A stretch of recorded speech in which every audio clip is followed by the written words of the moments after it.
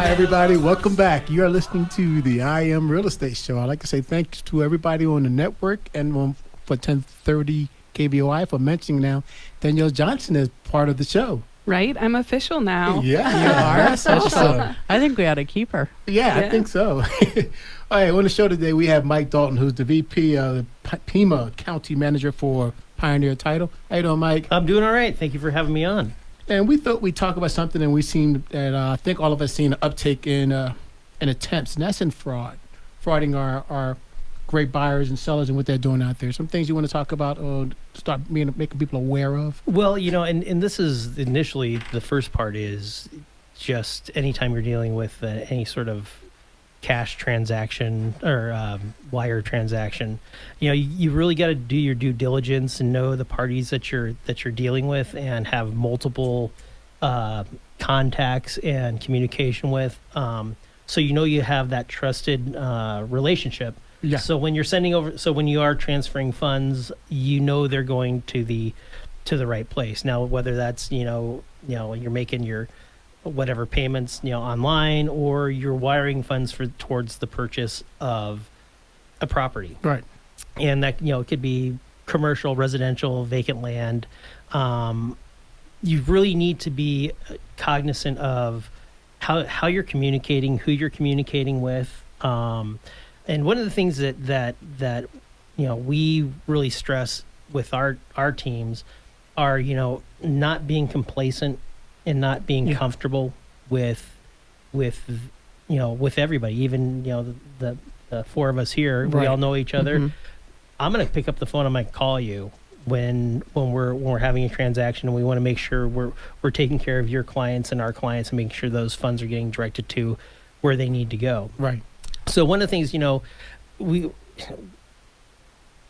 again nationally, ALTA, the American Land Title Association, is reporting that like 1 in 3 transactions has an attempt of fraud on it. Now, what that can be is, somebody that's trying to fraudulently sell a piece of property, right? Or it's the fraudsters, the criminals that are trying to get your money, and they're monitoring your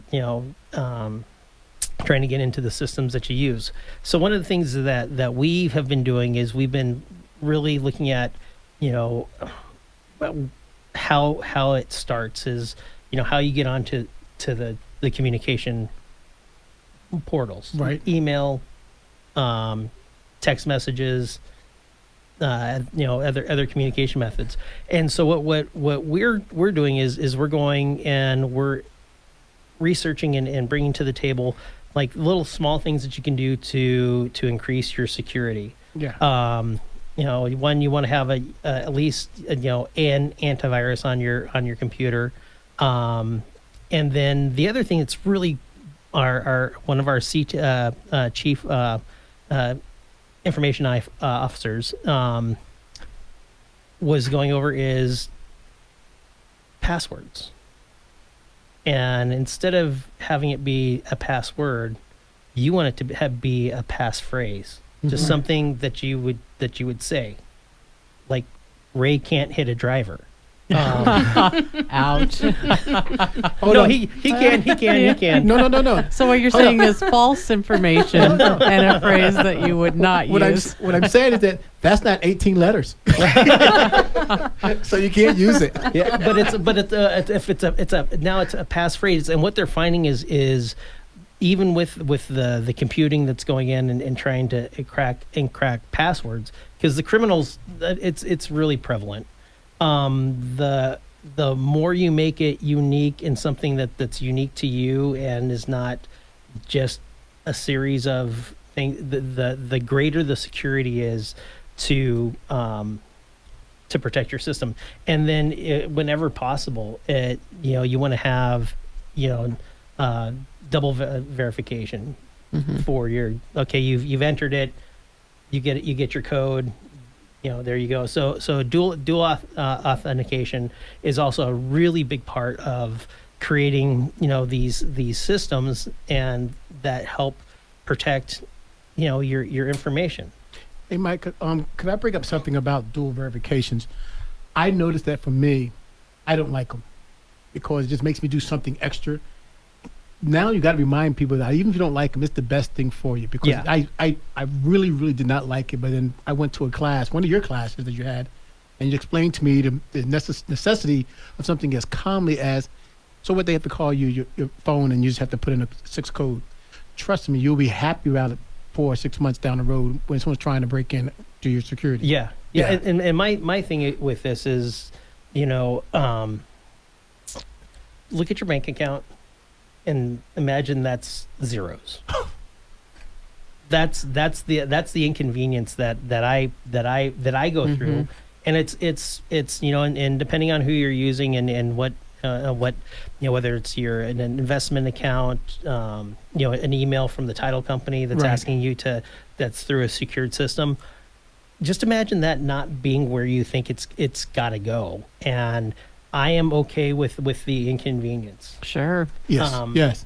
It's a lot less painful than what could happen. Yeah, and our for what we do in the real estate industry is we're advertising clearly that we're here to help people facilitate real estate transactions. That makes us an immediate person of interest for the criminal elements, and so everything that we try to do is geared at protecting the information that we're dealing with. And so for me, I also look at it on a personal level. I don't just go into the office and say, okay, we've got a team, a security team, an IT team. They've got this all set up. Right. I don't have to worry about this. But I'm going to go home, and I'm just gonna let that all fall to the wayside. Right. And so, because how people can get in, it gets more sophisticated. So the more we keep up our guard and just exercise, we put peepholes on doors for a reason. So when people knock, we can look, and then we open that door, and then, oh, hey, do we have a security door, just to make sure that nobody's like jumping in? Just that's the same mentality that you need to take when you're dealing with any sort of financial transaction. And what we see is people will wait, and they'll wait, and they'll wait, and then they'll get you.